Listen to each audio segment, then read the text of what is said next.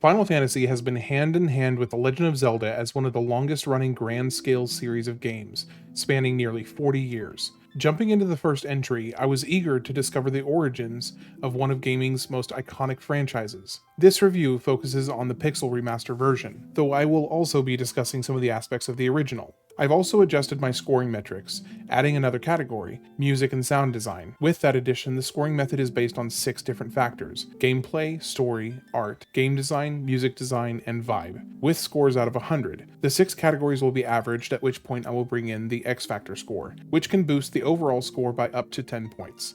And now, to dive into the universe of Final Fantasy. The main reason I chose the Pixel Remaster for this review is the improved gameplay over the original release. I started with the NES version, and after 2 hours I felt completely bogged down. Not by the magic system or graphics, but by one specific thing: the speed of the combat and level up text scroll. Every battle dragged, not because I had to think strategically, but because it took forever just for the text to display things like "so-and-so dealt 32 damage." And if you level up, prepare to sit through an excruciatingly slow crawl of stat change notifications. After that session, I switched to the Pixel Remaster for the sake of my sanity. To evaluate the gameplay, I will break it down into 3 categories: combat, traversal, and questing. Turn-based combat was still in its early stages in 1987. While Final Fantasy didn't invent it, the game played a key role in popularizing the system alongside Dragon Quest. In 2025, it may feel basic, but at the time it was revolutionary. The limited use magic system made every spell feel precious.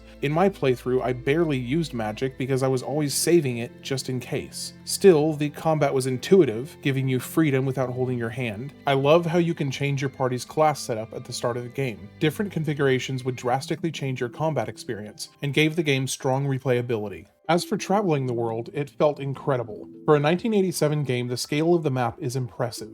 But the real standout: the airship. I had no idea the iconic Final Fantasy tradition of getting an airship started in the very first game. It's arguably the most consistent element across the entire franchise. The moment I first took flight and soared across the map was magical. I even spent several minutes just flying around for the fun of it. As for the quests in the game, I found them to be delightfully quirky. Stealing an eye, giving it back, blowing up a mountain, saving a fairy, getting a rat tail for a dragon. It was all so charming that I actually made a YouTube short just to do a speed run of the side quests. They added humor and variety that made the journey more enjoyable.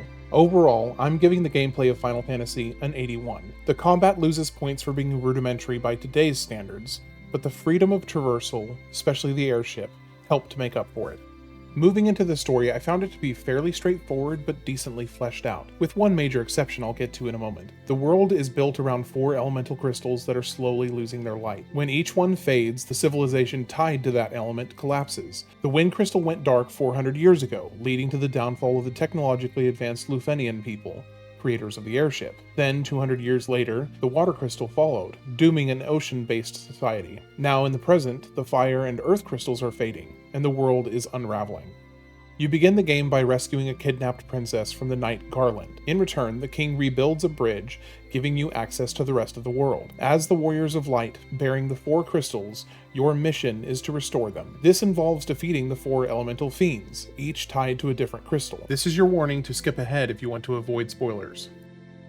After defeating the 4 fiends, you are sent 2,000 years into the past to the Temple of Chaos. There you discover that Garland, after being defeated earlier, was sent into the past by the fiends.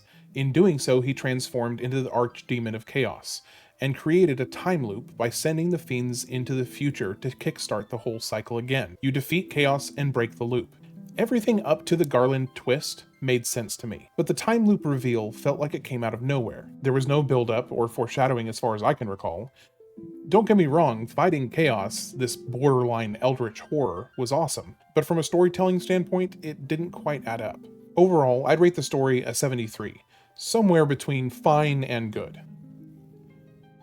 The title screen is clean and simple, yet fitting for the series, fantastical and otherworldly. Character class sprites are iconic and easy to distinguish.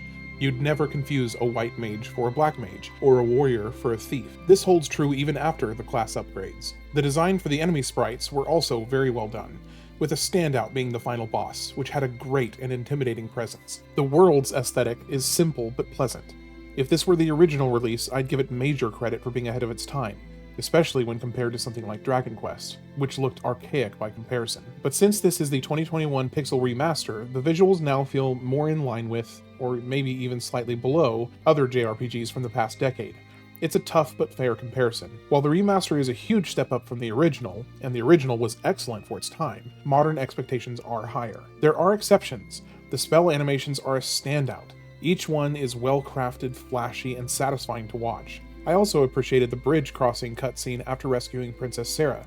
It felt like a warm welcome into the adventure. My final score for the visual and art design of the game is going to be a 74. Spell animations, character, and enemy sprites were a highlight, while I feel there was a lot left on the table when it came to just how beautiful they could have made the game. The world feels massive, especially early on, and that scale was impressive for its time. Compared to Dragon Warrior, it was more than twice as large, and that difference was immediately noticeable. When the adventure kicks off, the map feels daunting, but gaining access to the airship flips that feeling on its head. Suddenly, you can cross the world in seconds, which is freeing, but also made the world feel much smaller. A double-edged sword. While the map is large, the terrain lacks variety. Two standout areas were the river maze leading to the volcano and the desert surrounding the Mirage Tower, both offering a refreshing change from the usual forests, valleys, and mountains. More visual variety would have gone a long way. On the other hand, dungeons offered some memorable design choices. The volcano's literal floor is lava mechanic was annoyingly appropriate, and the underwater temple was a fun surprise, though it lacked any animation indicating you are underwater, which I think was a bit of a missed opportunity. The Sky Castle was a clear highlight, with its airy aesthetic and cloud backdrop fitting perfectly for a wind-themed dungeon. Overall, the world felt huge until it didn't. The dungeons were creative and thematically on point, but the towns and world environments could have used more variety. I'm giving this game a 77 for world and level design. The remaster enhances the original's sound design in a few key ways. Not only does it feature beautiful orchestral arrangements of the original music, but it also allows you to switch to the classic soundtrack, which I enjoyed just as much. The original felt fun and adventurous, while the new arrangements were elegant and sincere. The option to switch between the two based on my mood was a great touch. Also, I loved the sound design for the spells. They felt powerful and impactful.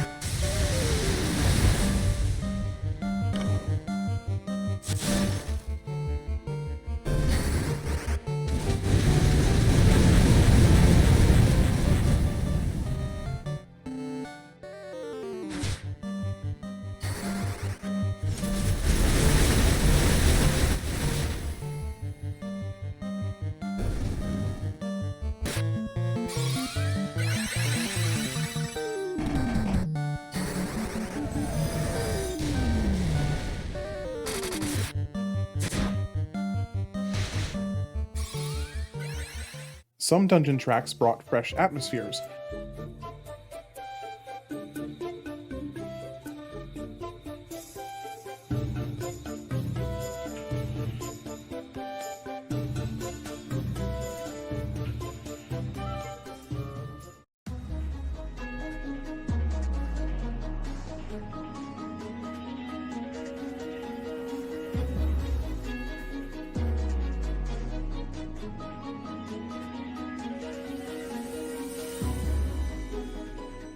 And of course, no Final Fantasy game is complete without the iconic victory soundbite, a staple since the very first game. Also, after fact-checking for this, I found the orchestral arrangements offered a broader variety of themes, including a final boss theme that was missing from the original soundtrack I played with.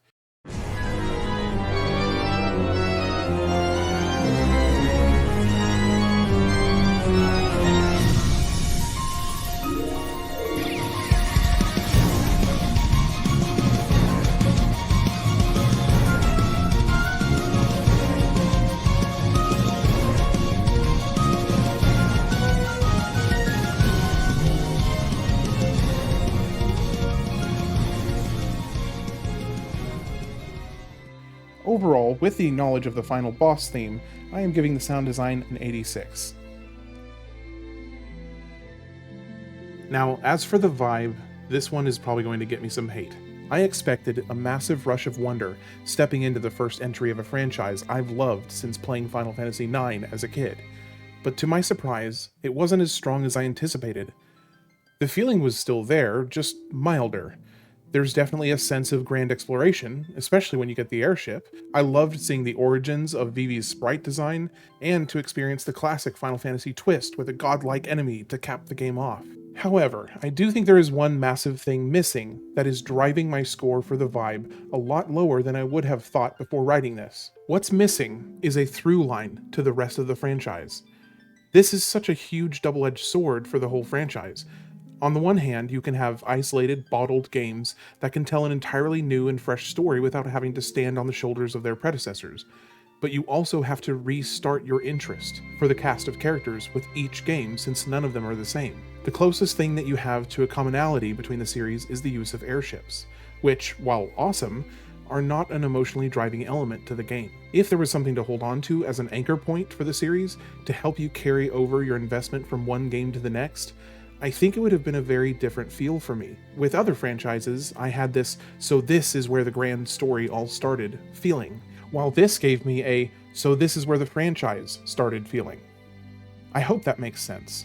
For these reasons, I'm going to give Final Fantasy I a vibe score of 63. Most of the points come from the grand adventure feel, but it loses quite a few points for lacking a through line to the rest of the series.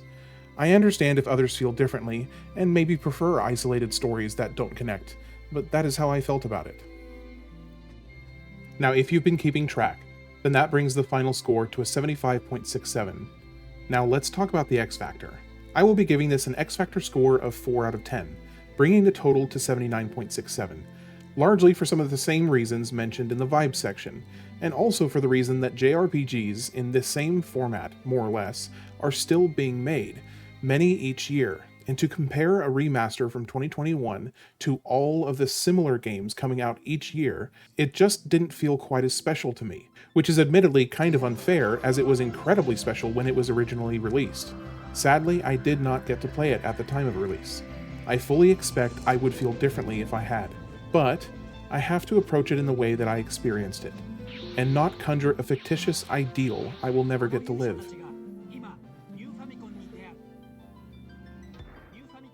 I hope you enjoyed this review for Final Fantasy I, the Pixel Remastered version. If you enjoyed it, please like and subscribe and perhaps leave a comment with your thoughts.